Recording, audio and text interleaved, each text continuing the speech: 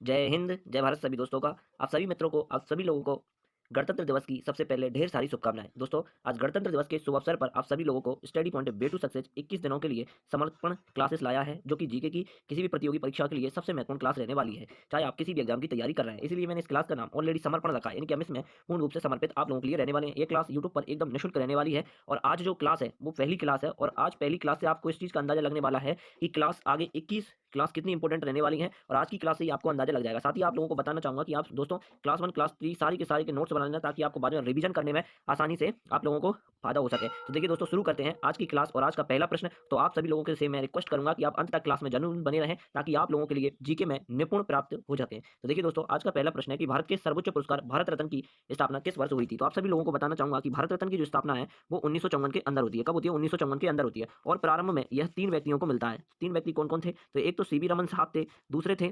राजगोपालाचारी थे, आपको याद लिख लेना अपनी नोट में, और तीसरे व्यक्ति थे सर्वपल्ली राधाकृष्णन, जिन्हें भारत रत्न से नवाजा गया था। तो इस क्वेश्चन का correct answer option number C हो जाता है। अब नेक्स्ट देखिएगा दोस्तों, 1966 में किसे भारत रत्न से सम्मानित किया गया। तो आपको लिखना है कि लाल बहादुर शास्त्री को 1966 में भारत रत्न से सम्मानित किया गया था। और बता दें दोस्तों, ये किसी व्यक्ति को मरण उपरांत प्रथम बार भारत रत्न से नवाजा गया था, यानी कि इनको मरण उपरांत जो है भारत रत्न से सम्मानित किया गया था। 1971 में आपको याद रखना है इंदिरा गांधी को भारत रत्न से सम्मानित किया गया था, जो कि प्रथम महिला थी जिन्हें भारत रत्न से सम्मानित किया गया था। 1987 के अंदर आपको याद रखना है खान अब्दुल गफ्फार खान को, जो कि पहले विदेशी थे। कौन थे? पहले विदेशी थे, पहले विदेशी थे। साथ ही आपको याद रखना है कि खान अब्दुल गफ्फार खान को सीमांत गाजी के नाम से जानते हैं। 1990 की बात करेंगे तो 1990 के अंदर बाबा साहब अम्बेडकर और उनके साथी नेल्सन मंडेला जी को सम्मानित किया गया था, जो कि दूसरे विदेशी थे। 1997 के अंदर एपीजे अब्दुल कलाम को भारत रत्न से सम्मानित किया गया। 1998 के अंदर एमएस सुब्बुलक्ष्मी, जो कि प्रथम गायक हैं, उनके लिए सम्मानित किया गया। अब लिखते जाना, आप लोगों को याद हो जाएगा। 2001 के अंदर लता मंगेशकर को भारत रत्न से सम्मानित किया गया।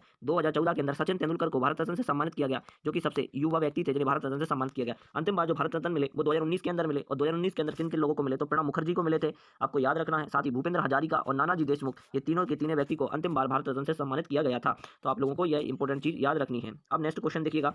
अब देखिए दोस्तों, सारे के सारे मैं आपको पुरस्कार याद कराऊंगा, इनकी सने बहुत ज्यादा इंपॉर्टेंट है। सबसे पहले बताऊंगा कि जो नोबेल पुरस्कार है उसकी शुरुआत 1901 में होती है और ये स्वीडन के वैज्ञानिक अल्फ्रेड नोबेल की याद में दिया जाता है। साथ ही बता दें कि नोबेल पुरस्कार 10 दिसंबर को मानवाधिकार दिवस के दिन दिए जाते हैं। आपको याद रखना है कि 1969 में से अर्थशास्त्र के नोबेल पुरस्कार की शुरुआत होती है। साथ ही आपको बताएंगे कि 1929 में ऑस्कर अवार्ड की शुरुआत होती है। किसकी? ऑस्कर अवार्ड की शुरुआत होती है जो एमपेक्स के द्वारा दिया जाता है। ठीक है, 1954 में भारत रत्न की शुरुआत होती है, जो मैंने आपको पूरा का पूरा भी पढ़ाया।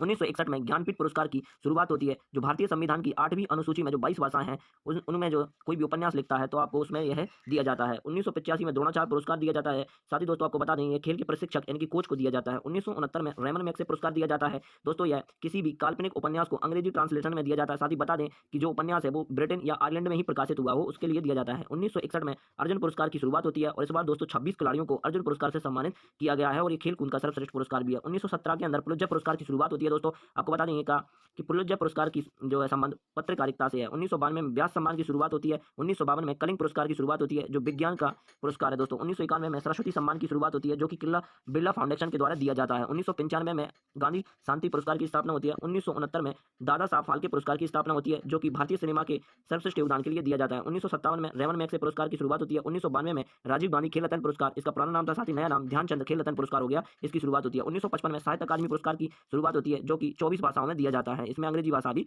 शामिल है। 1954 में राष्ट्रीय फिल्म पुरस्कार की शुरुआत होती है। आपको ये इंपॉर्टेंट पुरस्कार मैंने याद कराए, तो आप लिख लेना, जितना मैंने बोला है आप उतना लिख लेना, आपका निश्चित ही परीक्षा में 1 नंबर काम में आने वाला है। नेक्स्ट क्वेश्चन देखिएगा दोस्तों, एक दिवसीय अंतर्राष्ट्रीय क्रिकेट विश्व कप 2023 का आयोजन मेजबान देश कौन सा था। तो देखिए दोस्तों, मेजबानी जो की थी अपने देश भारत ने की थी। साथ ही आपको याद है कि भारत इसका विजेता नहीं रह पाया, बल्कि इस सीरीज का वो क्या था, उप विजेता था, और ऑस्ट्रेलिया ने इस सीरीज को जीता था। आपको ये याद रखना है। नेक्स्ट देखिएगा दोस्तों, सर्वाधिक रन बनाने वाले खिलाड़ी विराट कोहली थे, जिन्होंने 765 रन बनाए, साथ ही उन्होंने 1 विकेट भी लिया था। इनको गोल्डन बैट का पुरस्कार दिया गया था। ट्रेविस हेड, जिन्होंने फाइनल में 137 रनों की पारी खेली थी, याद रखना है। मोहम्मद शमी को गोल्डन बॉल का अवार्ड दिया गया, क्योंकि इन्होंने सर्वाधिक 24 विकेट इस प्रतियोगिता में झटके थे।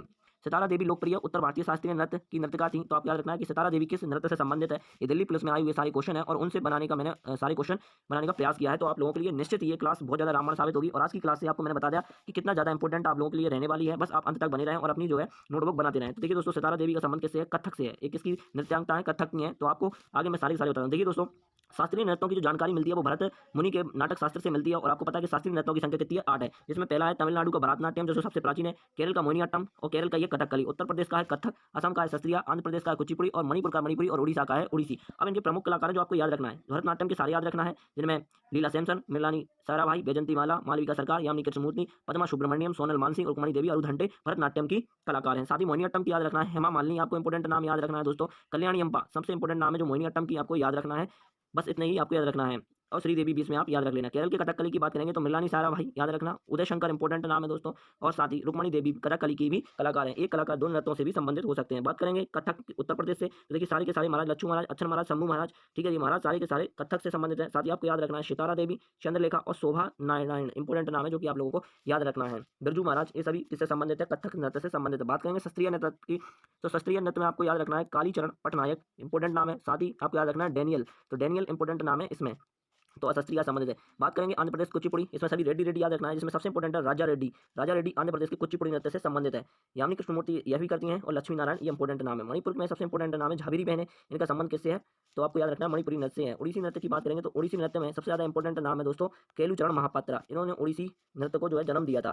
साथ ही आपको याद रखना है और भी इंपोर्टेंट नाम है संयुक्त पानीग्रही, ठीक है दोस्तों। और आपको याद रखना है इसमें कालीचरण पटनायक और माधवी मृदंग, ये माधवी मृदंग इंपोर्टेंट नाम है जो कि उड़ीसी नृत्य से संबंधित है। आप नृत्य डांस और उनसे राज्य लिख लेना और उनके सामने इनके नाम लिख लेना जो मैंने बताया है, और याद करना आपके लिए सबसे ज्यादा इंपॉर्टेंट है। देखिए दोस्तों स्टैटिक जीके की कोई ज्यादा ट्रिक नहीं होती, उसके लिए आपको मेहनत ही करनी पड़ेगी और आपको याद करना पड़ेगा, अपने आईक्यू लेवल पर मूल रूप से काम करना पड़ेगा। नेक्स्ट क्वेश्चन देखिए दोस्तों संविधान संबंधी तथ्य। देखिए दोस्तों संविधान में टोटल भाग की बात करेंगे तो 22 भाग हैं, और मूल संविधान में कितने अनुच्छेद थे? तो 395 अनुच्छेद थे, जो कि एसएससी जीडी ने यह क्वेश्चन पूछा था। साथ ही आपको याद रखना है कि कुल अनुसूची की बात करेंगे तो मूल संविधान में 8 अनुसूची थी, बाद में 4 अनुसूची और जोड़ दी गई। अब वर्तमान में मूल अपने संविधान में वर्तमान संविधान में 12 अनुसूचियां हो गई हैं। अब मैं सारे के सारे बताऊंगा कि किस अनुसूची में कौन सी बात लिखी है। तो आपको पता होना चाहिए कि पहली अनुसूची में देश और राज्यों का उल्लेख है, दूसरी अनुसूची में वेतन भत्ते और पेंशन की बात की गई है, तीसरी अनुसूची में शपथ संबंधी उल्लेख है, चौथी अनुसूची में राज्यसभा की सीटों का आवंटन मिलता है, पांचवी अनुसूची में अनुसूचित जाति और जनजाति क्षेत्रों का प्रशासन का उल्लेख मिलता है, छठी अनुसूची में असम, त्रिपुरा, मेघालय, मिजोरम की जनजाति प्रशासन का उल्लेख मिलता है। साथ ही बता दूं कि मणिपुर राज्य का इसमें उल्लेख नहीं किया गया है। सातवीं अनुसूची में केंद्र और राज्य के बीच शक्ति का बंटवारा बताया है। साथ ही आपको याद रखना है कि सातवीं अनुसूची के अंदर जो है संघ सूची के अंदर कितने विषय हैं? तो कुल 100 विषय हैं संघ सूची के अंदर। राज्य सूची के अंदर की बात करेंगे तो राज्य सूची में मूल संविधान में 61 थे, अब वर्तमान में नहीं, पहले मूल संविधान में 66 थे, अब वर्तमान में कितने बचे हैं? 61 बचे हैं, क्योंकि 4 जो है वो समवर्ती सूची में डाल दिए गए हैं। समवर्ती सूची में मूल संविधान में कितने थे? 47। अब राज्य सूची के 4 विषय यहाँ हटाकर यहाँ लिया है तो आप कितने हो गए हैं? तो 52 विषय हो गए हैं। आपको याद रखना है 5 विषय लाए थे तो 5 विषय ही समवर्ती सूची में यहाँ कर डाल दिया है। साथ ही पूछेगा अपशिष्ट सूची में कितने हैं? तो अपशिष्ट सूची के अंदर अनंत विषय हैं, तो आपको याद रखना है, ये मोस्ट इंपोर्टेंट है। 8वीं अनुसूची में 22 भाषाओं का उल्लेख है, 9वीं अनुसूची में भूमि सुधार है, 10वीं अनुसूची में दल बदल का प्रावधान है, और 11वीं अनुसूची में पंचायतों का प्रावधान है, और 12वीं अनुसूची में नगर निकायों का संबंध है। तो आपको याद रखना है कि पहली अनुसूची में देश और राज्य का उल्लेख है, दूसरी अनुसूची में वेतन और भत्ते के बारे में कहा गया है, तीसरी अनुसूची में शपथ संबंधी उल्लेख है, चौथी अनुसूची में राज्यसभा का सीटों का आवंटन है, पांचवी अनुसूची में जनजाति अनुसूचित जाति और जनजाति क्षेत्रों का प्रशासन है, छठी अनुसूची में असम, त्रिपुरा, मेघालय, मिजोरम का जनजातीय प्रशासन है, सातवीं अनुसूची में आपको याद केंद्र और राज्य के बीच शक्ति का बंटवारा है, जिसमें संघ सूची में 100 विषय, राज्य सूची में 66 विषय थे, अब 61 है, समवर्ती सूची में 47 थे, अब 52 है, अपशिष्ट सूची में अनंत विषय हैं। 8वीं अनुसूची में 22 भाषाओं का उल्लेख है, 9वीं अनुसूची में भूमि सुधार है, 10वीं अनुसूची में दल बदल का प्रावधान है, 11वीं अनुसूची में पंचायतों का प्रावधान है, और 12वीं अनुसूची में नगर निकायों का प्रावधान है, जो कि आप लोगों को मूल रूप से याद रखना है। अब साथ ही आपको बता देता हूं कि देखिए दोस्तों दिल्ली पुलिस में हाल ही में क्वेश्चन आया था कि भारतीय संविधान के अनुच्छेद 36 से लेकर 51 किससे संबंधित है। तो अभी आपको समझ में आएगा कि देखिए दोस्तों भाग 1 के अंदर संघ एवं उनके कार्य क्षेत्रों का विस्तार बताया है, जो कि अनुच्छेद 1 से लेकर 4 तक है। भाग 2 के अंदर नागरिकता संबंधी प्रावधान है, आपको याद रखना है, ये भाग भी याद रखना है, और उस भाग में क्या है ये भी याद रखना है, और अनुच्छेद कहां से कहां तक है ये भी याद रखना है। तो भाग 2 के अंदर नागरिकता है, जो कि अनुच्छेद 5 से लेकर 11 तक है। भाग 3 के अंदर मौलिक अधिकार है, जो कि 12 से लेकर कहां तक है? 35 तक है, आपको याद रखना है। साथ ही आपको याद रखना है 4 के अंदर नीति निर्देशक तत्व है, जो कि अनुच्छेद 56 से लेकर 51 तक है, और साथ ही आप देखेंगे कि अनुच्छेद 56 से लेकर 51 तक पूछे थे तो क्या थे? राज्य के नीति निर्देशक तत्व है। देखिए दोस्तों हर क्वेश्चन मैंने ऑथेंटिक लिया है, आपको पता है कि ये क्वेश्चन दिल्ली पुलिस में आप उठा के देखना आया हुआ है, तो उससे संबंधित मैंने प्रश्न बनाने का प्रयास किया। तो देखिए दोस्तों ये क्वेश्चन आया था, तो आप लोगों को निश्चित ही ये याद करना पड़ेगा कि 36 से लेकर 51 तक राज्य के नीति निर्देशक तत्व हैं। साथ ही ये किसमें है? भाग 4 के अंदर है। भाग 4 ए के अंदर मूल कर्तव्य है, जो कि अनुच्छेद 51 ए में है। अब साथ ही आप इतने सारे याद ना करो तो चलेगा। अनुच्छेद 14 भाग 14 के अंदर संघ और राज्यों के अधीन जो सेवाएं वो 308 से लेकर 323 तक है, यानी कि आपको पता है सेवा का मतलब होता है सिविल सर्विस इत्यादि की जो सेवा है वो किसके अंदर है? भाग 14 के अंदर है। भाग 15 के अंदर निर्वाचन आयोग है, जो 324 से लेकर 329 तक इसका अनुच्छेद है। भाग 17 के अंदर राज्य भाषा है, जो अनुच्छेद 343 से लेकर 351 तक है। और भाग 18 आपात उपबंध है, जो अनुच्छेद 352 से लेकर 360 तक है। और साथ ही भाग 20 के अंदर संविधान संशोधन की प्रक्रिया है, जो अनुच्छेद 368 में है। अब एक बार सारे के सारे आप लोगों को याद करना है। चलिए मैं आप लोगों को याद कराता हूं क्या है। तो भाग 1 के अंदर आपको याद रखना है, भाग 1 के अंदर क्या है? तो संघ एवं उसका राज्य क्षेत्र है, जो अनुच्छेद 1 से लेकर 4 तक है। भाग 2 के अंदर नागरिकता है, जो 5 से लेकर 11 तक है। भाग 3 के अंदर मौलिक अधिकार है, जो 12 से लेकर 35 तक है। भाग 4 के अंदर नीति निर्देशक तत्व है, जो भाग जो अनुच्छेद 36 से लेकर 51 तक है। साथ ही भाग 4 ए के अंदर मूल कर्तव्य हैं जो 51 ये अनुच्छेद में है। भाग 14 के अंदर संघ और राज्य के अधीन सेवाएं हैं जो 308 से लेकर 323 तक हैं, आपको याद रखना है। भाग 15 के अंदर निर्वाचन आयोग है जो अनुच्छेद 324 से लेकर 329 तक है। भाग 17 के अंदर राज्य भाषाएं जो 343 से लेकर 351 तक है। और आपात उपबंध की बात करेंगे तो 352 से लेकर 360 तक है। और आपको याद रखना है कि आपात जो उपबंध है हमने कहाँ से लिए थे, जर्मनी के संविधान से लिए थे। और भाग 20 के अंदर संविधान संशोधन है जो 368 अनुच्छेद में है। और साथ ही आपको याद रखना है कि संविधान संशोधन की जो प्रक्रिया ली थी वो हमने दक्षिण अफ्रीका से ली थी। ये आपको मोस्ट रूप से याद रखना है, क्योंकि मैं ज्यादा फोकस इसलिए कर रहा हूँ कि यहाँ से निश्चित ये क्वेश्चन निकल के आता है। और ये क्वेश्चन का करेक्ट आंसर ऑप्शन नंबर 3 हो जाता है, जो कि राज्य के नीति निर्देशक तत्व थे अनुच्छेद 36 से लेकर 51 तक। और भाग कौन सा था, अगर भाग पूछ ले तो भाग आपको याद रखना है भाग 4 इसका था। अब मैं सारे के सारे अनुच्छेद आप लोगों को याद कराऊंगा जो आप लोगों के लिए प्रतियोगी परीक्षाओं के लिए मोस्ट रूप से इंपोर्टेंट रहने वाले हैं। तो चलिए देखते हैं सारे के सारे अनुच्छेद। सबसे पहले देखेंगे अनुच्छेद 1। तो अनुच्छेद 1 के अंदर आपको याद करा रहा हूं मैं, तो याद करते जाना और लिख लेना। तो अनुच्छेद 1 के अंदर भारत राज्यों का संघ है ऐसा लिखा है। तो अनुच्छेद 1 में क्या लिखा है, भारत राज्यों का संघ है। अनुच्छेद 2 के अंदर क्या दिया है, तो नागरिकता संबंधी प्रावधान है। अनुच्छेद 14 के अंदर विधि के समक्ष समानता। अनुच्छेद 14 के अंदर विधि के समक्ष समानता। अनुच्छेद 15 की बात करेंगे तो धर्म, लिंग, जाति के आधार पर भेदभाव का निषेध है, यानी कि कोई भी आदमी किसी से ना धर्म के आधार पर भेदभाव करेगा, ना लिंग के आधार पर भेदभाव करेगा, ना कोई जाति के आधार पर भेदभाव करेगा, ऐसा लिखा है। अनुच्छेद 17 के अंदर आपको पता है कि छुआछूत का जो अंत है अनुच्छेद 17 में लिखा है। और अनुच्छेद 18 के अंदर आपको पता है कि उपाधियों का अंत लिखा है। अनुच्छेद 19 की बात करेंगे तो अनुच्छेद 19 में बोलने की स्वतंत्रता है।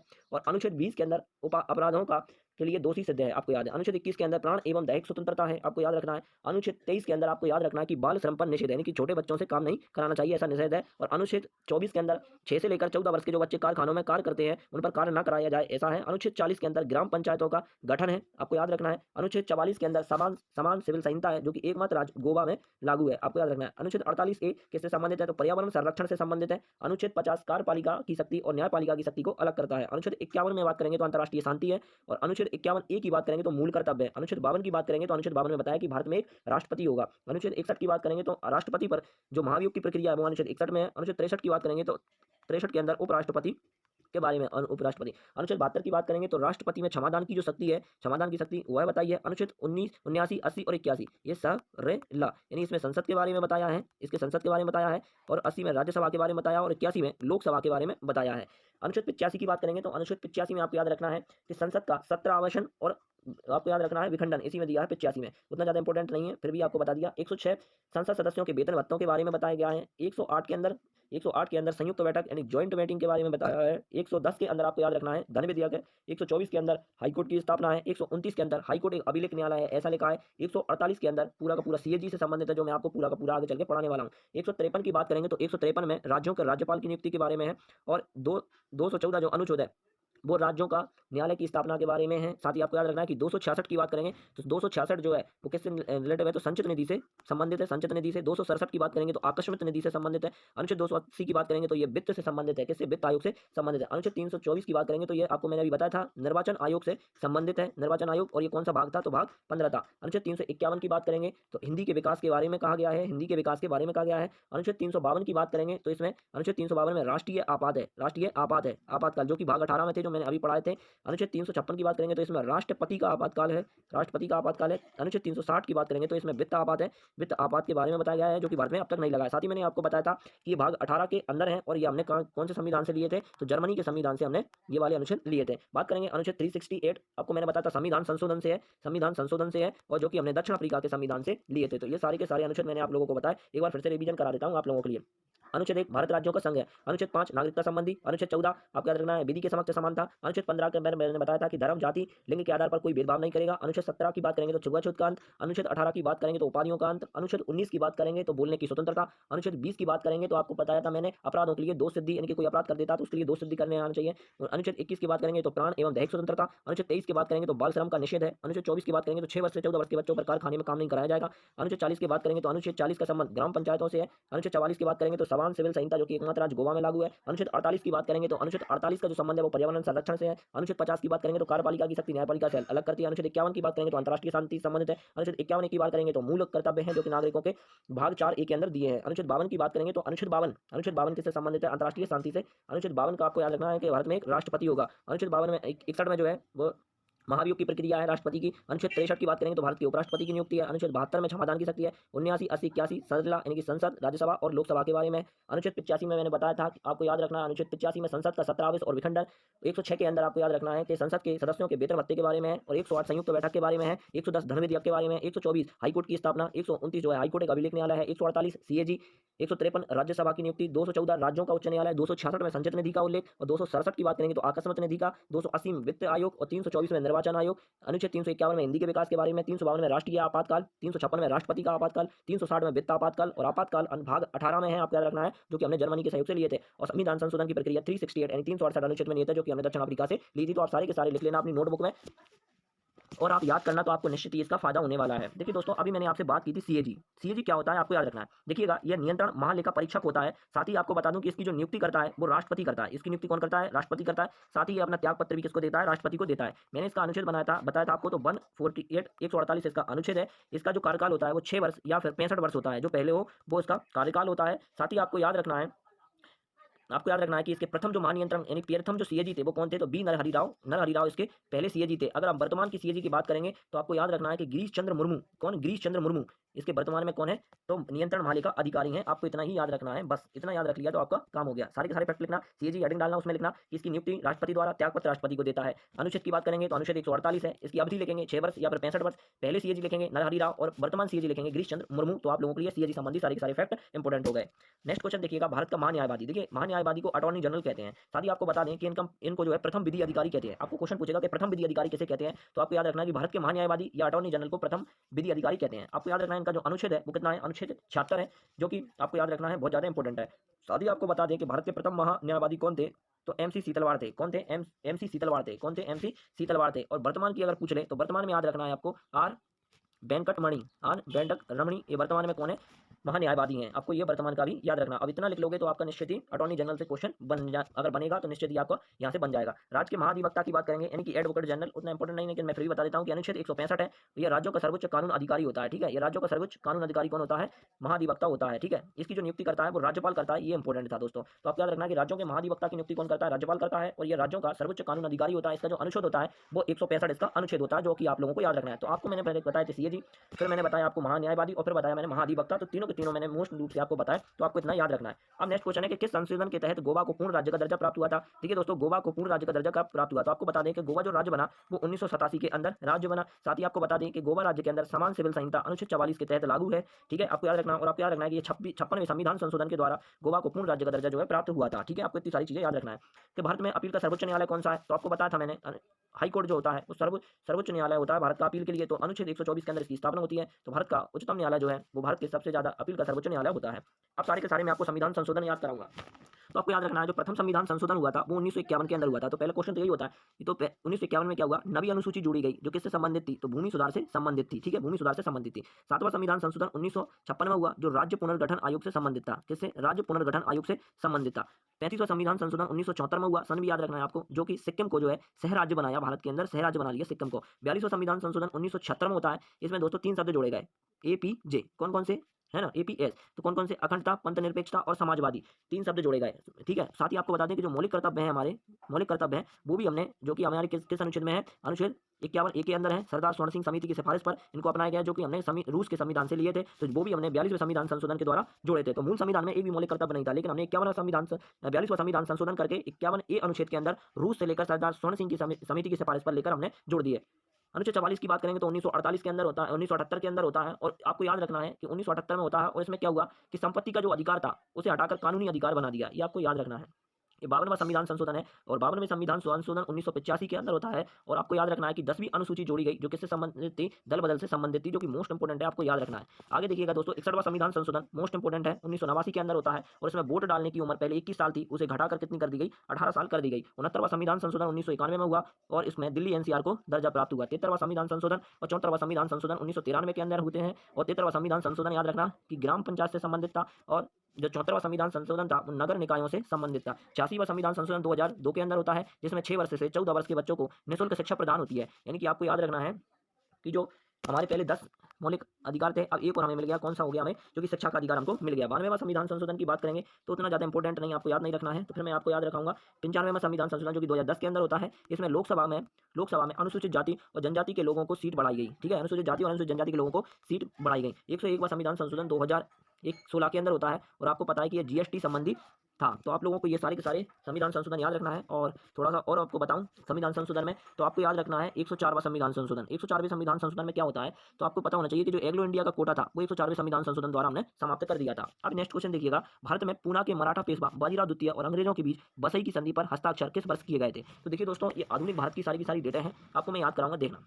अब ये सबसे पहले इतनी सारी सने हैं, आप लिखें पूरे के पूरे एक पन्ने पर, और आधुनिक भारत की इंपोर्टेंट जो तारीख है और उससे संबंधित इतिहास में घटना है वो सारी की सारी मैं आपको बताता हूँ। सबसे पहले आपको याद रखना है 1957 के अंदर आपको याद रखना है कि प्लासी का युद्ध हुआ था। क्या प्लासी का युद्ध हुआ था, किसके बीच, लॉर्ड कर्जन और बंगाल के नवाब के बीच हुआ था 1957 में। 1964 के अंदर क्या हुआ था, तो आपको पता है कि 1964 के अंदर बक्सर का युद्ध हुआ था। 1799 के अंदर क्या हुआ था, तो 1799 के अंदर आपको याद रखना है कि चौथा एंग्लो मैसूर का युद्ध हुआ था, जो कि टीपू सुल्तान द्वारा लड़ा गया था, आपको याद रखना है। 1784 की बात करेंगे तो 1784 इंपोर्टेंट घटना है 1784। तो 1784 के अंदर पिट्स इंडिया एक्ट भारत आया था। क्या पिट्स इंडिया एक्ट भारत आया था। 1802 की बात करेंगे तो 1802 के अंदर वाशिंगटन की संधि हुई थी, जो कि हमारे एग्जाम में पूछी है दिल्ली पुलिस ने। तो 1802 के अंदर वाशिंगटन की संधि हुई थी। 1809 के अंदर अमृतसर की संधि हुई थी, किसकी, अमृतसर की संधि हुई थी, अब लिखते जाएं, मैं बोल रहा हूँ। और 1829 के अंदर सती प्रथा पर रोक लगी थी। ठीक है, 1853 की बात करेंगे तो 1853 में मुंबई से ठाणे के बीच पहली रेल लाइन चली थी। ठीक है, जो कि 34 किलोमीटर चलाई गई। साथ ही कलकत्ता में एक टेलीग्राफ लाइन की सुविधा भी शुरू की गई थी। 1857 की बात करेंगे तो सैनिक विद्रोह भी यहीं से हुआ, और आज़ादी की आग भी पहली बार यहीं से भड़की थी। 1905 की बात करेंगे तो 1905 के अंदर करजन द्वारा बंगाल का विभाजन हुआ था, और 1906 के अंदर आपको याद रखना है कि मुस्लिम लीग की स्थापना हुई थी। 1911 के अंदर भारत की राजधानी कलकत्ता से हटकर नई दिल्ली कर दी गई थी, और 1914 से 18 तक प्रथम विश्व युद्ध चला था, यानी कि 14 में प्रारंभ और 18 में जो है समाप्त हुआ था। 1919 की बात करेंगे तो आपको याद होगा कि मॉन्टेक्स चेम्सफोर्ड अधिनियम आया था। साथ ही आपको बता देना है कि 23 अप्रैल को 1919 में जलियांवाला बाग हत्याकांड भी हुआ था। 1920 में खिलाफत आंदोलन की शुरुआत होती है, और 1927 में साइमन कमीशन भारत आया था। साइमन कमीशन आया था, और नहीं, साइमन कमीशन बना था, और 1928 में भारत आया था, और 1928 में साइमन कमीशन के विरोध में लाला लाजपत राय की मृत्यु हो गई थी। साथ ही बता दें कि 1929 में पूर्ण स्वराज्य की मांग हुई थी, जो कि लाहौर अधिवेशन में हुई थी। 1930 के अंदर आपको याद रखना है कि सविनय अवज्ञा आंदोलन की शुरुआत होती है। 1931 में गांधी इरविन का समझौता होता है। 1935 के अंदर भारत सरकार अधिनियम आया था। 1939 से 45 तक द्वितीय विश्व युद्ध हुआ था। 1942 की बात करेंगे तो क्रिप्स समरसन भारत आया था। साथ ही आपको बता दें कि 8 अगस्त जो है 1942 में भारत छोड़ो आंदोलन की भी शुरुआत हुई थी। 1940 की बात करेंगे तो कैबिनेट मिशन की स्थापना हुई थी। 1947 की बात करेंगे तो 1947 में भारत दो भागों में बटा था, जिसमें भारत और पाकिस्तान का विभाजन हो गया था। तो एक बार सारे के सारे सन फिर से याद कराता हूं आपको। 1957 के अंदर प्लासी का युद्ध हुआ था। 1764 के अंदर बक्सर का युद्ध हुआ था। 1799 में जो हुआ था वो चौथा मैसूर युद्ध हुआ था, जो टीपू सुल्तान द्वारा लड़ा गया था। 1784 के अंदर पिट्स इंडिया भारत आया था। 1802 के अंदर बेसन की संधि हुई थी, और 1809 के अंदर अमृतसर की संधि हुई थी। 1829 के अंदर सती प्रथा पर रोक लगा था, और 1853 के अंदर आपको याद रखना है कि मुंबई और ठाणे के बीच में पहली रेल लाइन और कलकत्ता में पहला टेलीग्राफ लाइन सुविधा शुरू की थी। 1857 में सैनिक विद्रोह हुआ था, और पहली बार यहीं से स्वतंत्रता की आग भड़की थी। 1905 के अंदर आपको याद रखना है तो करजन द्वारा बंगाल का विभाजन हुआ था। 1906 के अंदर मुस्लिम लीग की स्थापना हुई थी। 1911 में भारत की राजधानी कलकत्ता से नई दिल्ली कर दी गई थी, और 1914 से 18 में प्रथम विश्व युद्ध चला था। 1999 की बात करेंगे तो 1999 में आपको याद रखना है तो मॉन्टेक्स चेम्सफोर्ड भारत में आया। और साथ ही आपको बता दें कि 23 अप्रैल 1919 में अमृतसर में जलियांवाला बाग हत्याकांड भी हुआ था। 1920 में खिलाफत आंदोलन की शुरुआत होती है। 1927 में साइमन कमीशन का विरोध हुआ, लेकिन 1928 में साइमन कमीशन भारत आया, जिसका बहुत ज्यादा विरोध हुआ, और इसमें हमारे लाला लाजपत राय की लाठीचार्ज में हत्या हो गई थी। 1920 में पूर्ण स्वराज्य की लाहौर अधिवेशन में मांग होती है। 1929 के अंदर जो कि थी 1930 में सविनय अवज्ञा आंदोलन की शुरुआत होती है। 1931 की बात करेंगे तो 1931 में गांधी इरविन समझौता होता है। 1935 में भारत सरकार अधिनियम आता है, और 1929 में द्वितीय विश्व युद्ध चलता है, और 1942 में क्रिप्स मिशन आता है, और 8 अगस्त 1942 में जो है दोस्तों भारत छोड़ो आंदोलन की शुरुआत होती है। 1946 में कैबिनेट मिशन की स्थापना होती है, और 1947 में भारत पाकिस्तान का विभाजन होता है। तो इंपोर्टेंट सन थी। अब इसमें पूछा हुआ क्वेश्चन था कि भारत में, जो कि दिल्ली पुलिस में आया था, कि भारत में पूना के मराठा पेशवा बाजीराव द्वितीय के बीच बसई की संधि या इसी को बोलते हैं बेसन की संधि, जो कब होती है तो 1802 के अंदर होती है। इस क्वेश्चन का करेक्ट आंसर ऑप्शन नंबर 2 हो जाता है, जो कि मैंने सारे के सारे आप लोगों को याद कराया। अब देखिए दोस्तों, कुछ जो है इतिहास के प्रमुख संस्थापक आपको याद करा देता हूं, उनके राजवंश से संबंधित। तो देखिए दोस्तों, हय्यक वंश के संस्थापक कौन थे, बिम्बिसार थे। नंद वंश के संस्थापक कौन थे, पदानंद थे। मौर्य वंश के संस्थापक चंद्रगुप्त मौर्य थे। गुप्त वंश के संस्थापक श्रीगुप्त थे। पाल वंश के संबंधित गोपाल थे। पल्लव वंश के संस्थापक कौन थे, इंपोर्टेंट है, सिंह विष्णु थे। राष्ट्रकूट वंश के संस्थापक दंती दुर्ग थे। चालुक्य वातापी वंश के तो पुलकेशन द्वितीय थे। चालुक्य कल्याणी वंश के तैलव द्वितीय थे। चोल वंश के विजयालय थे। सैन वंश के सामंत सेन थे। चौहान वंश के वसुदेव थे संस्थापक। चंदेल वंश के नन्नुक थे। गुलाम वंश के कुतुबुद्दीन ऐबक थे। खिलजी वंश के जलालुद्दीन खिलजी थे। तुगलक वंश के गयासुद्दीन तुगलक थे। सैयद वंश के इंपोर्टेंट है, खिरज खां थे। लोधी वंश के इंपोर्टेंट है, वैलोल लोधी थे। विजयनगर के इंपोर्टेंट है, हरिहर बुक्का था। बहमनी समाज के इंपोर्टेंट है, हसन गंगू थे। मुगल वंश के बाबर थे, और गुर्जर वंश के नागभट्ट संस्थापक थे, जो कि आप लोगों को याद रखना है सारे के सारे। ठीक है, तो एक बार फिर से याद करा देता हूँ। हय्यद वंश के बिम्बिसार, नंद वंश के पदानंद, मौर्य वंश के चंद्रगुप्त मौर्य, गुप्त वंश के श्रीगुप्त, पाल वंश के गोपाल, पल्लव वंश के सिंह विष्णु, राष्ट्रकूट वंश के दंतिदुर्ग, चालुक्य वातापी वंश के पुलकेशन द्वितीय, चालुक्य कल्याणी वंश के तैलभ द्वितीय, चोल वंश के विजयालय, सेन वंश के सामर्थ्य सेन, चौहान वंश के वासुदेव थे, चंदेल वंश के नन्नुक थे और गुलाम वंश के कुतुबुद्दीन ऐबक थे, खिलजी वंश के जलालुद्दीन खिलजी थे, तुगलक वंश के गयासुद्दीन तुगलक थे, सैयद वंश के खिरज खां थे, लोधी वंश के संस्थापक जो थे बहलोल लोधी थे, विजयनगर के हरिहर बुक्का थे, बहमनी साम्राज्य के हसन गंगू थे, मुगल वंश के बाबर थे और गुर्जर वंश के नागभट्ट थे। तो आपको सारे संस्थापक याद रखना है। नेक्स्ट क्वेश्चन देखिएगा दोस्तों, कबड्डी में खिलाड़ियों की संख्या कितनी होती है? तो देखिए दोस्तों, खिलाड़ी की संख्या आपको याद रखना है। तो कबड्डी के अंदर 7 खिलाड़ी होते हैं। साथ ही आपको बता देता हूं कि बेसबॉल के अंदर खिलाड़ियों की संख्या 9 होती है, पोलो के अंदर खिलाड़ियों की संख्या 4 होती है, खो-खो के अंदर खिलाड़ियों की संख्या 9 होती है, हॉकी, क्रिकेट और फुटबॉल इन सभी में खिलाड़ियों की संख्या 11 होती है, वॉलीबॉल के अंदर खिलाड़ियों की संख्या 6 होती है, जिम्नास्टिक के अंदर खिलाड़ियों की संख्या 8 होती है, रग्बी फुटबॉल के अंदर खिलाड़ियों की संख्या 15 होती है, वाटर पोलो के अंदर 7, कबड्डी के अंदर 7, नेटबॉल के अंदर 7 और बास्केटबॉल के अंदर खिलाड़ियों की संख्या 5 होती है और टेबल टेनिस में 1 या 2 खिलाड़ी ही खेलते हैं। तो ये इंपॉर्टेंट क्वेश्चन था, आप लोगों को याद रखना है। तो कबड्डी खेल में खिलाड़ियों की संख्या कितनी है? 7 और ये सारे के सारे आपको मैंने बता दिए। नेक्स्ट क्वेश्चन देखिएगा दोस्तों, पंचायती राज गरीबी हटाओ का नारा किस पंचवर्षीय योजना के दौरान दिया गया? तो देखिए दोस्तों, गरीबी हटाओ का जो नारा दिया था वो 5वीं पंचवर्षीय योजना के दौरान दिया था। जो पहली पंचवर्षीय योजना थी दोस्तों वो 1951 से 56 तक चली, जिनमें कृषि पर क्या थी? प्राथमिकता दी गई। 1956 से 61 तक दूसरी पंचवर्षीय योजना चली जो उद्योग क्षेत्र में की बढ़ोतरी की गई। तीसरी पंचवर्षीय योजना स्वैर ऐलान से संबंधित थी। चौथी जो पंचवर्षीय योजना थी वो न्याय के साथ गरीबी कम करना और विकास को तेजी करना इसका उद्देश्य था। 5वीं पंचवर्षीय योजना में गरीबी को हटाना और आत्मनिर्भर बनाना था, इसमें गरीबी हटाओ का नारा दिया गया। 6ठी पंचवर्षीय योजना में भी वही काम किया गया जो 5वीं पंचवर्षीय योजना के दौरान किया गया। 7वीं पंचवर्षीय योजना में फूड प्रोडक्शन रोजगार और उत्पादन में ध्यान दिया गया। 8वीं पंचवर्षीय योजना में रोजगार सृजन और जनसंख्या नियंत्रण इसका उद्देश्य था, आपको याद रखना है। 9वीं पंचवर्षीय योजना में 7% की विकास दर की गई। 10वीं पंचवर्षीय योजना में स्वरोजगार और संशोधन के विकास पर काम किया गया। 11वीं पंचवर्षीय योजना में व्यापक और तेजी से विकास करना इसका उद्देश्य था। 12वीं पंचवर्षीय योजना में स्वास्थ्य, शिक्षा और समग्र सुधार पर ध्यान दिया गया। तो आपको इनके जो है मूल रूप से क्या प्राथमिकता थी उतना सारा तो याद रखना है कि किस योजना में किस चीज पर जोर दिया गया, ये तो आपको मूल रूप से याद करना ही करना है। तो 12 है, 12 के 12 आप याद रखना, आपको जरूर इसमें 1 नंबर आपके परीक्षा में प्लस होगा। अब क्वेश्चन है कि कर्क रेखा भारत के किस राज्य से होकर जाती है? अब देखिए दोस्तों, आप लोगों को बता दें कि सबसे पहले कर्क रेखा जो है दोस्तों आपको याद रखना है गुजरात राज्य से प्रारंभ होती है। गुजरात जाती है, राजस्थान जाती है और मध्य प्रदेश जाती है, आपको याद रखना है। फिर इधर देखिएगा छत्तीसगढ़ को छूती है, इधर झारखंड को छूती है, इधर पश्चिम बंगाल को छूती है, इधर त्रिपुरा को छूती है और इधर मिजोरम को छूती है। यानी कि 8 राज्यों से होकर हमारी जो है कर्क रेखा गुजरती है। आप ट्रिक भी याद रख सकते हो जब इस तरह का क्वेश्चन आया हो, लेकिन जब क्रम जमाने को आए तब ट्रिक या काम नहीं करेगी। आप याद रखना है पहला गुजरात, दूसरा राजस्थान, तीसरा मध्य प्रदेश, चौथा छत्तीसगढ़, 5वां झारखंड, 6वां पश्चिम बंगाल, 7वां त्रिपुरा और 8वां मिजोरम राज्य से होकर गुजरती है। तो इस क्वेश्चन देखो, केरल से नहीं जाती, मणिपुर से नहीं जाती, तमिलनाडु से नहीं जाती, तो कर्क रेखा जो है दोस्तों किस राज्य से होकर जाती है? गुजरात राज्य से होकर गुजरती है, जो कि आप लोगों को याद रखना है। नेक्स्ट क्वेश्चन देखिएगा, फुटबॉल गोल के क्रॉस बार के निचले सिरे से जमीन की दूरी कितनी होती है? इंपॉर्टेंट क्वेश्चन पिछली बार आया हुआ है। तो देखिए दोस्तों, फुटबॉल के गोल क्रॉस के निचले सिरे से जो ऊंची होती है वो 8 फीट होती है। तो इस क्वेश्चन का correct answer option number A हो गया। अब फुटबॉल संबंधी कुछ तथ्य हैं। देखिए फुटबॉल का खेल है जो दोस्तों 90 मिनट तक चलता है। साथ ही ये फुटबॉल जो है फील्ड पर खेली जाती है। मैदान की लंबाई की बात करेंगे तो 90 से 120 मीटर होती है। मैदान की चौड़ाई की बात करेंगे तो 45 से 91 मीटर होती है। गोल पोस्ट की लंबाई की बात करेंगे तो 7.32 मीटर होती है। साथ ही ऊंचाई जो होती है वो 8 फीट होती है। बॉल का जो वजन होता है वो 396 से 553 ग्राम होता है। आपको ये सारे के सारे फैक्ट याद रखना है। नेक्स्ट क्वेश्चन है, क्रिकेट में स्टंप की ऊंचाई कितनी होती है? तो देखिए दोस्तों 28 इंच क्रिकेट में स्टंप की ऊंचाई होती है, आपको याद रखना है। एलबीडब्ल्यू का पूरा नाम लेग बिफोर विकेट होता है। पिच की लंबाई 22 गज होती है या फिर इसी को हम 20.11 मीटर भी कहते हैं। पॉपिच क्रेज की लंबाई 1.22 मीटर होती है। बैट का जो वजन है उतना याद नहीं रखना है, बॉल का वजन याद रखना है। बॉल का वजन 155 ग्राम से 163 ग्राम होता है। 3 स्टंप होते हैं और स्टंप की लंबाई 72 सेंटीमीटर या फिर 28 इंच होती है, आपको याद रखना है। Log on, log of, mid wicket, over the wicket, mid on, cover इत्यादि जो है सारे के सारे खेल के शब्द हैं क्रिकेट के। तो आप लोगों को ये क्वेश्चन भी याद रखना है। नेक्स्ट क्वेश्चन देखिएगा, सारे के सारे अधिनियम इसमें मैं कवर कराता हूं तो आपको ये अधिनियम याद रखना। साथ को बताऊंगा कि वन्यजीव संरक्षण अधिनियम जो है वो कब आया था? तो 1972 के अंदर आया था। वन्यजीव संरक्षण वन्यजीव आया था 1972 में। वन संरक्षण जो अधिनियम आया था वो 1980 के अंदर आया था। पर्यावरण संरक्षण अधिनियम 1986 में आया था। जैव विविधता अधिनियम आया था वो 2002 के अंदर आया था। सूचना का अधिकार 2005 के अंदर आया था। खाद्य संरक्षण अधिनियम 2013 के अंदर आया था। और भूमि ग्रहण संरक्षण अधिनियम जो कि यूपीएसआई ने भरकर क्वेश्चन पूछा था, तो भूमि ग्रहण अधिनियम जो है वो 2013 के अंदर आया था। तो सारे के सारे अधिनियम आपको मैंने एक ही स्लाइड में पढ़ा दिए। तो वन्यजीव संरक्षण अधिनियम 1972, वन संरक्षण अधिनियम 1980, पर्यावरण संरक्षण अधिनियम 1986, जैव विविधता संरक्षण अधिनियम 2002, सूचना का अधिकार 2005 में, खाद्य संरक्षण अधिनियम 2013 में, भूमि ग्रहण संरक्षण अधिनियम 2013 से संबंधित है, जो कि आपको याद रखना है। आप लोगों के लिए ये क्लास कितनी मजेदार रहने वाली है इस चीज का अंदाजा आपको अब तक लगा चुका होगा। और अभी तक मैंने 20 प्रश्न लिए, अभी हम 11 पर ही पहुंचे हैं। साथ ही आपको बता दें कि a short and history my object journey to Olympic gold निम्नलिखित में से किस ओलंपियन की कथा है? तो आपको पता है दोस्तों कि अ शॉर्ट एंड हिस्ट्री किसकी बुक है? अभिनव बिंद्रा की है, जो कि दिल्ली प्लस ने इस बार क्वेश्चन पूछा था। ठीक है, आपको याद रखना अभिनव बिंद्रा की है बुक है। अब मैं आपको सारी की सारी कुछ बुकें बताता हूँ, कुछ इंपॉर्टेंट है जो कि खेलों से संबंधित है।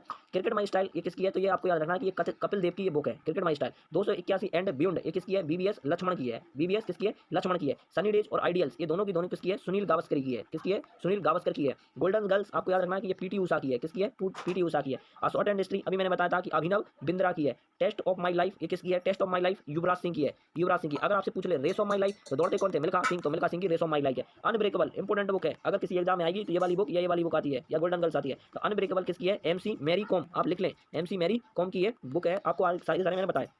तो अभी मैंने बताया था cricket my style Kapil Dev की, 281 रन लक्ष्मण की, बीवीएस लक्ष्मण की, सनी डेज एंड आइडियल्स जो है सुनील गावस्कर की, गोल्डन गर्ल्स पीटी उषा की, short and history Abhinav Bindra की, test of my life Yuvraj Singh की, अगर रेस ऑफ माई लाइफ पूछे तो वो मिल्खा सिंह की, तो अनब्रेकेबल जो है वो एमसी मैरी कॉम की है। आप सारी के सारी रख ले। अब देखिए दोस्तों, आप सभी लोग इस चीज का अंदाजा लगा रहे होंगे कि स्लाइड में इस तरह का क्यों लिख रहे हैं। तो मैं बता दूं कि दोस्तों हमारे पास लिखने के लिए कुछ नहीं है, मैं अपने हाथ से ही लिखता हूं। तो आप लोगों के लिए जितना कर रहा हूं आप भी करिएगा। मैंने स्लाइड तैयार की, क्लास तैयार की, क्या आप इतना ही काम नहीं कर सकते कि आप लिख लिख कर याद करें? आप यकीन मानिएगा, यदि 21 क्लास आप मेरे साथ लिख लिख कर याद करते हैं तो निश्चित ही आपकी आप किसी भी एग्जाम में 90% तो जीके फोड़ कर आओगे, इस बात की गारंटी मैं देता हूं आप लोगों के लिए। अगला क्वेश्चन देखते हैं दोस्तों, संस्कृत भाषा को किस वर्ष शास्त्रीय भाषा का दर्जा प्राप्त हुआ था? तो शास्त्रीय भाषाओं की पहले आपको कुल संख्या याद रखना है। तो आपको पता होना चाहिए शास्त्रीय भाषाओं की कुल संख्या कितनी है, 6 है, जिसमें संस्कृत को जो है 2005 के अंदर शास्त्रीय भाषा का दर्जा प्राप्त हुआ था। सबसे पहले अगर आपको पता होना चाहिए तो वो याद होना चाहिए कि सबसे प्राचीनतम जो भाषा है वो कौन सी है, तमिल है, जैसे 2004 के अंदर शास्त्रीय भाषा का दर्जा प्राप्त हुआ था। रेलवे ने यहाँ से हर शिफ्ट में 6 क्वेश्चन पूछे, सर पूछी सबकी। संस्कृत भाषा को 2005 के अंदर, तेलुगु को 2008 के अंदर और कन्नड़ को 2008 के अंदर शास्त्रीय भाषा का दर्जा प्राप्त हुआ। मलयालम को 2013 के अंदर शास्त्रीय भाषा का दर्जा प्राप्त हुआ और उड़िया को 2014 के अंदर शास्त्रीय भाषा का दर्जा प्राप्त हुआ। आपको याद रखना है कि सबसे प्राचीनतम जो है वो तमिल भाषा थी और सबसे नवीनतम अगर पूछ ले तो वो कौन सी भाषा है, उड़िया, जिसे 2014 के अंदर शामिल किया गया। आपको याद रखना है तमिल को 2013 के अंदर, 2004 के अंदर, ठीक है। आपको याद रखना है संस्कृत को 2005 के अंदर, ठीक है, और सारी के सारी याद रखना है। और आपको याद रखना है कौन सी, तेलुगु और कन्नड़, तेलुगु और कन्नड़ को दोनों को 2008 के अंदर, मलयालम को 2013 के अंदर और उड़िया को जो है 2014 के अंदर शास्त्रीय भाषा का दर्जा प्राप्त हुआ था। तो इस क्वेश्चन का correct answer option number B हो जाता है। नेक्स्ट क्वेश्चन देखिएगा, शास्त्रीय नृत्यों की कुल संख्या कितनी है? देखिए आपकी बार शास्त्रीय नृत्य पूछे, शास्त्रीय भाषा कितनी थी, 6, शास्त्रीय नृत्य कितने हैं, 8, जो कि मैंने पहले भी आपको बता दिया। इस क्वेश्चन का correct answer option number B हो जाते हैं। तमिलनाडु का भरतनाट्यम, केरल का मोहिनीअट्टम और फिर केरल का ये कथकली, उत्तर प्रदेश का कथक, साथ ही उत्तर भारत लिखा आ सकता है तो भी कथक ही याद रखना है।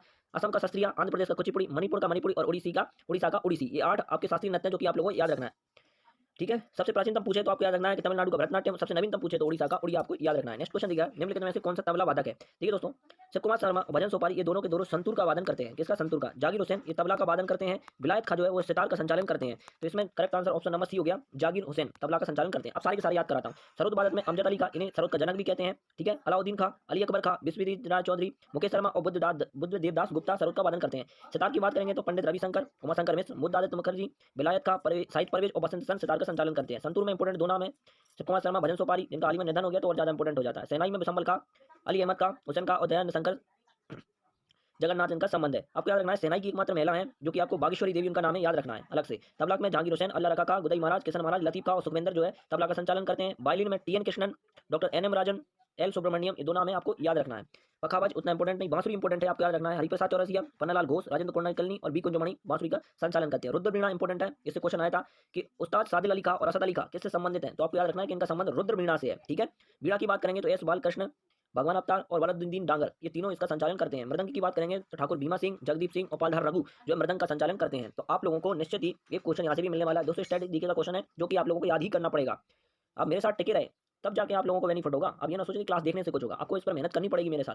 नेक्स्ट क्वेश्चन है कि जीआई टैग किस वर्ष का अधिनियम है? साथ ही आपको बता दूं कि दोस्तों जीआई टैग जो अधिनियम है वो 1999 का अधिनियम है। आपको याद रखना है कि इसको देने की शुरुआत जो होती है वो 2003 के अंदर होती है और पहली बार जो मिला था वो 2004 के अंदर दार्जिलिंग की चाय को दिया गया था, जो कि 10 वर्ष के लिए दिया जाता है। इसका जो टैगलाइन होती है वो अमूल्य भारत की अमूल्य निधि, इसका जीआई टैग का टैगलाइन होती है जो कि यहाँ लिखी गई, आपको दिख नहीं रही लेकिन याद रख लें। जीआई टैग का पूरा नाम जो होता है जियोग्राफिकल इंडेक्शन टैग इसका पूरा नाम होता है। तो अभी मैंने पूछा था कि किस वर्ष का अधिनियम है, तो 1999 का अधिनियम है। पहली बार कब, 2003 के अंदर शुरुआत देने की शुरुआत होती है, लेकिन मिला कब, 2004 के अंदर मिला था, जो कि 10 वर्ष के लिए दिया जाता है।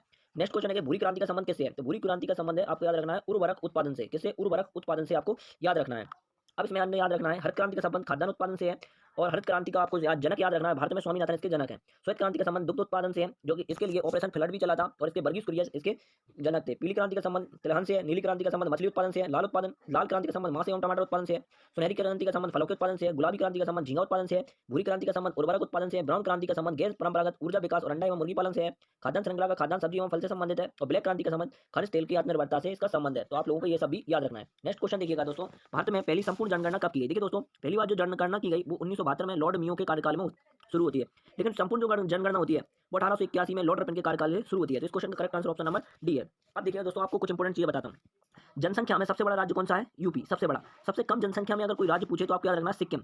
सिक्किम जनसंख्या में सबसे कम राज्य है। अगर क्षेत्रफल में पूछे तो क्षेत्रफल में सबसे बड़ा है राजस्थान और सबसे छोटा है आपको याद रखना है गोवा, ठीक है, आपको याद रखना है। साक्षरता में अगर पूछ ले तो साक्षरता में सबसे बड़ा है केरल, ठीक है, और सबसे कम है साक्षरता में बिहार। सबसे बड़ा अगर घनत्व में पूछे तो घनत्व में है सबसे बड़ा बिहार और सबसे छोटा है अरुणाचल प्रदेश, जो कि आपको लिखना है। लिंगानुपात की बात करेंगे, अगर लिंगानुपात में पूछे तो सर्वाधिक लिंगानुपात केरल के अंदर है, सबसे कम लिंगानुपात हरियाणा के अंदर है, जो कि आपको याद रखना है। अब देखिए दोस्तों, मैंने बताया जनसंख्या में सबसे बड़ा उत्तर प्रदेश, सबसे कम सिक्किम, क्षेत्रफल में सबसे बड़ा राजस्थान, सबसे कम गोवा, ठीक है, आपको याद रखना है। लिंगानुपात की बात करेंगे तो लिंगानुपात में सबसे ज़्यादा केरल, सबसे कम हरियाणा, साक्षरता की बात करेंगे तो साक्षरता में सबसे आगे केरल सबसे जो है कम बिहार के अंदर है। घनत्व की बात करेंगे तो घनत्व में सबसे ज़्यादा बिहार और सबसे कम की बात करेंगे तो अरुणाचल प्रदेश है, जो कि आप लोगों को याद रखना है। नेक्स्ट क्वेश्चन देखिएगा कि अल बरूनी किसके साथ भारत आया था। देखिए दोस्तों, अल बरूनी जो था दोस्तों, वो आपको याद रखना है कि मोहम्मद गजनबी के साथ भारत आया था। अल बरूनी किसके साथ भारत आया था, तो आपको याद रखना है कि महमूद गजनबी के साथ भारत आया था। इनकी बुक की बात करेंगे तो किताब उल हिंद, किताब उल हिंद इसकी बुक थी। किताब उल हिंद इसकी बुक थी, किताब उल हिंद इसकी बुक थी। आपको याद रखना है कि महमूद अल बरूनी किसके साथ भारत आया, तो महमूद गजनबी के साथ भारत आया। किताब उल हिंद इसकी बुक का नाम था, जो कि आपको याद रखना है। इस क्वेश्चन का correct answer option number A हो जाता है। ऑप्शन नंबर लास्ट क्वेश्चन है, इब्ने बतूता कहाँ का निवासी था। तो देखिए दोस्तों, इब्ने बतूता जो था वो मोरक्को का निवासी था। तो इस क्वेश्चन का correct answer option number C हो जाता है। साथ ही आपको बता दें कि ये किसके शासनकाल में भारत आया था, तो ये मोहम्मद बिन तुगलक काल के शासनकाल में भारत आया था। और ये मोरक्को का आपको मैंने बताया निवासी है। इसकी जो बुक का नाम है वो रहीला इसकी बुक का नाम है, जो कि इंपॉर्टेंट है, आपको याद रखना है। तो इतने सारे क्वेश्चन मैंने आप लोगों को कराए, उम्मीद करता हूँ अभी एक और स्लाइड रही आपको याद कराता हूँ। देखिए दोस्तों, अभी 5 राज्यों के अंदर 2023 के अंदर चुनाव हुए। उसमें तेलंगाना, छत्तीसगढ़, राजस्थान, छत्तीसगढ़, मध्य प्रदेश और मिजोरम राज्य के अंदर चुनाव हुए। तेलंगाना के जो मुख्यमंत्री बने वो रेवत रेड्डी बने। राजस्थान के जो मुख्यमंत्री बने वो भजन लाल शर्मा बने। छत्तीसगढ़ के जो मुख्यमंत्री बने वो विष्णु देव साय बने। मध्य प्रदेश के जो मुख्यमंत्री बने वो डॉक्टर मोहन यादव बने। साथ ही जो मिजोरम के मुख्यमंत्री बने वो नेता लाल दुमाओ को बनाया गया। साथ ही आपको याद रखना है कि इसमें जो राज्यपाल बने, तेलंगाना के राज्यपाल थे जो जो तमिल साई सौंदरराजन इनका नाम है। राजस्थान के जो थे वो कलराज मिश्र राज्यपाल हैं। और छत्तीसगढ़ के जो राज्यपाल हैं, जो कि आर्मी ने इस बार क्वेश्चन पूछा था, विश्वभूषण हरिचंद इसके राज्यपाल हैं। मध्य प्रदेश के राज्यपाल श्री मंगू भाई पटेल थे। और बात करेंगे मिजोरम के, तो डॉक्टर कम्भमपति हरिराम इनके जो है कौन है, राज्यपाल है। तो ये आपको स्लाइड का स्क्रीनशॉट लेना है और याद करना है। 5 के 5 राज्य के इंपॉर्टेंट है, क्योंकि करंट से रिलेटिव है। तो देखिए दोस्तों, आप सभी लोगों को सबसे पहले धन्यवाद क्लास देखने के लिए जो आज तक बने रहे। और आपको आश्वासन देता हूं कि दोस्तों, अगर आज की क्लास नहीं इंपॉर्टेंट थी, जो कि पहली क्लास थी, आप लोगों के लिए इतना सारा कंटेंट दिया, तो ऐसी 21 क्लासों में कितना सारा कंटेंट आप जोड़ने वाले हो। लेकिन आपको काम क्या करना है, आपको लिख लिख कर ही याद करना है मेरे साथ। आपको 21 दिनों के लिए 10 रुपये की कॉपी बना लेना है चाहे तो। आप लोगों के लिए निश्चित ही क्लास रामबाण साबित होगी। हमारे चैनल से आप जुड़े रहें ताकि आप लोगों को ऐसी क्लास उपलब्ध कराई जाएंगी। तब तक के लिए धन्यवाद।